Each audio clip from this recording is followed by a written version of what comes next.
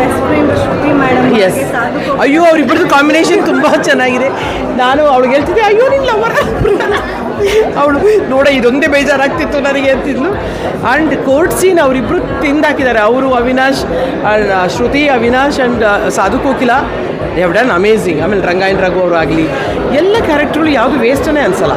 Everybody steels ಅವರ heart. ಅಂದರೆ ಎಲ್ಲರೂ ಖುಷಿ ಕೊಡ್ತಾರೆ ನಮಗೆ.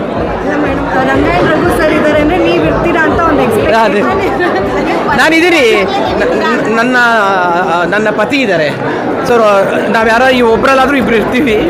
ಬಟ್ ಏನೋ ತುಂಬ ಖುಷಿ ಆಯಿತು ಕಣೋ, ತುಂಬ ಸಂತೋಷ ಅನ್ನಿಸ್ತು. ಲೈಟ್ಸಲ್ಲಿ ಇಂಡೋರ್ ಆಗಲಿ ಔಟ್ಡೋರ್ ಆಗಲಿ ಎರಡನ್ನೂ ಮಾಡಿರೋದು. ಆ್ಯಂಡ್ ಅಫ್ಕೋರ್ಸ್ ಇದಕ್ಕೆ ಮುಂಚೆನೂ ಮಾಡಿದ್ದಾರೆ. ಮೊದಲ ಸಲ ಪಿಕ್ಚರಲ್ಲೂ ಯೂನಿಟ್ ಇರಲಿಲ್ಲ, ಈ ಪಿಕ್ಚರಲ್ಲೂ ಇಲ್ಲ.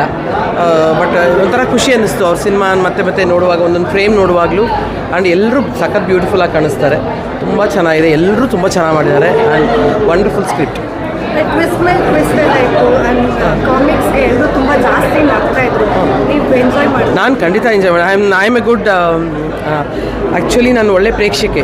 ಅಂದರೆ ಅಳ್ಬೇಕಾದ್ರೆ ಅಳ್ತೀನಿ, ನಗ್ಬೇಕಾದ್ರೆ ನಗ್ತೀನಿ, ಆ ಥರ ಎಲ್ಲ. ಬಟ್ ಇಲ್ಲಿ ನಿಜವಾಗ್ಲೂ ಈ ಥರದ ಒಂದು ಎಕ್ಸ್ಪೆರಿಮೆಂಟಲ್ ಒಂದು ಎಂಟರ್ಟೈನ್ಮೆಂಟ್ ಸಿನಿಮಾ ನಾವೊಂದು ವಿಜಯ್ ದೇವರಕೊಂಡ ಇನ್ಯಾರೋ ಆರ್ಟಿಸ್ಟ್ಗಳು ಬೇರೆ ಬೇರೆ ಭಾಷೆಯಲ್ಲಿ ಮಾಡಿದ್ರೆ ಅದ್ರ ಬಗ್ಗೆ ಇನ್ನೂ ಹೆಚ್ಚು ಮಾತಾಡ್ತಿದ್ವಿ. ಆದರೆ ನಿಜವಾಗ್ಲೂ ಹೇಳ್ತೀನಿ, ಅದು ಯಾವುದೂ ಅಲ್ಲ. ಇದು ಇಲ್ಲಿ ನೋಡಿ ಬನ್ನಿ, ಅದಕ್ಕಿಂತ ಹೆಚ್ಚಾಗಿದೆ ಈ ಸಿನಿಮಾ ಅನ್ನೋದು ಇದೆಯಲ್ಲ, ಸೂಪರ್ ಸಿನಿಮಾ.